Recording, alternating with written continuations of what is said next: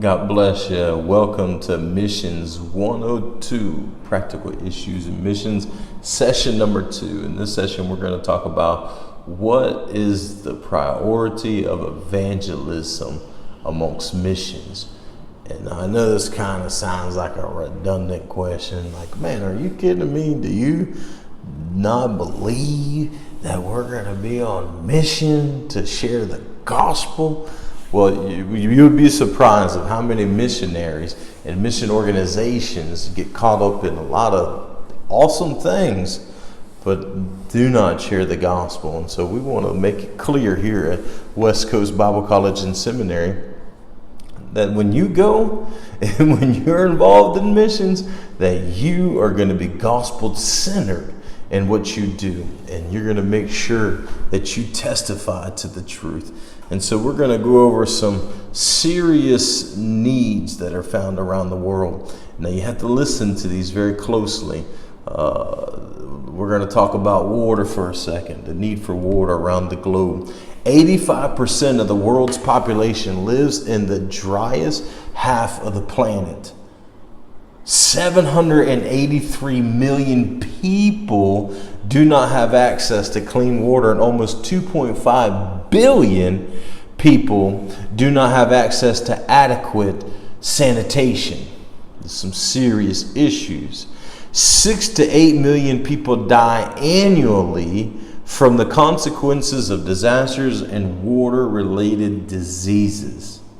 So let's talk about slavery. This is another hot topic on social justice. Globally, the average cost of a slave today is $90. I've heard it said that there's more slaves now than there's ever been throughout human history. Trafficking primarily involves exploitation, which comes in many forms, including forcing victims into prostitution, subjecting victims of slavery or involuntary servitude, and compelling victims to commit sexual acts for the purpose of creating pornography. According to some estimates, approximately 80% of trafficking involves sexual exploitation, and 19% involves labor exploitation. So 80% of those who are in slavery today is used for sex purposes. How demonic is that? There are approximately 20 to 30 million slaves in the world right now. And 80% of them is used for sexual purposes against their will. According to the U.S. State Department, 600,000 to 800,000 people are trafficked across international borders every year, of which 80% are female and half of them are children.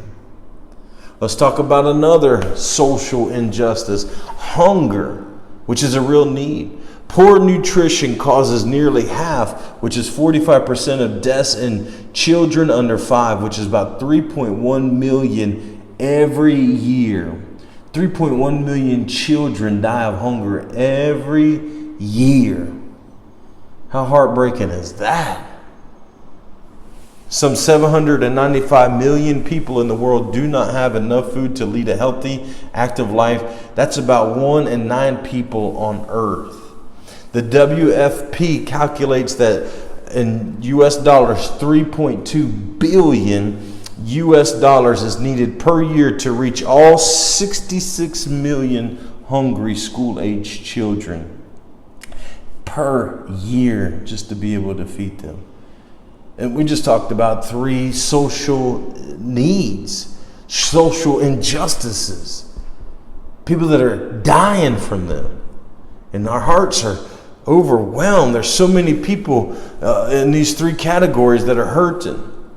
These are serious needs that the church are supposed to be involved in and that need to be involved in. However, they are secondary to the greatest need of all, which is salvation.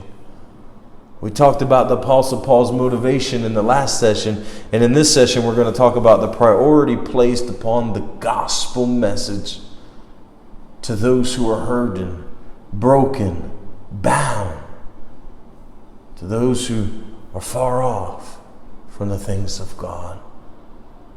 What's the priority of the gospel message, evangelism within missions. It should be the number one priority.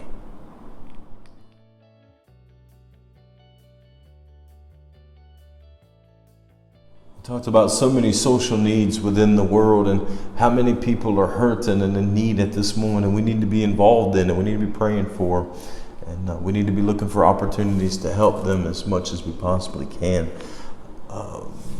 But we need to have a priority of the gospel. Let's turn to 1 John chapter 3. We're going to look at verse 17 and 18, And 1 John chapter 3, verse 17 and 18, he says, "But whoever has the world's goods and sees his brother in need and closes his heart against him, how does the love of God abide in him?" That's a very good question. Verse 18, "Little children, let us not love with word or with tongue, but in deed and in truth." So we see three main real statements that concerning Christians that the Apostle John does. Number one, he says, if we are blessed and we close our hearts towards needs, we don't have the God's love within us. That's legitimate, because God's love does not close his heart towards those who are hurting. May our love not only be only talk. Our love does not just need to be words. He says that our love needs to be in deed and in truth. In verse 18, this is important, in deed and in truth. Getting involved, helping, but not just helping, but with a priority upon the truth. And so the word truth came to mean the truth that's taught in Christian religion. Listen to this. Respecting God and the execution of his purposes through Christ, and respecting the duties of man, opposing alike to the superstitions of the Gentiles and the inventions of the Jews, and the corrupt opinions and precepts of false teachers among Christians.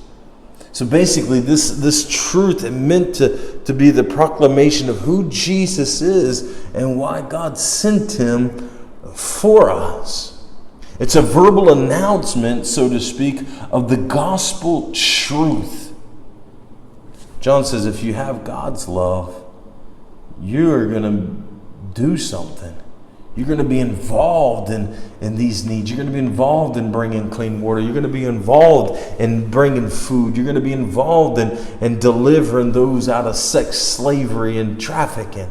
You're going to be involved in abortion, and you're going to be involved in the widow and the orphan.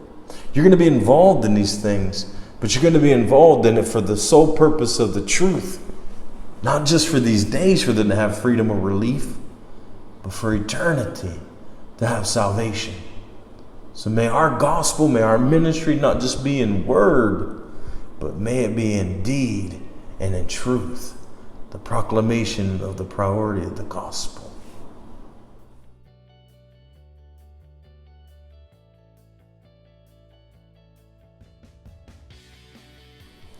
So we talked about this great need, these social injustices throughout the world that's going on even today. And that has been going on and will continue to go on until the day of Christ.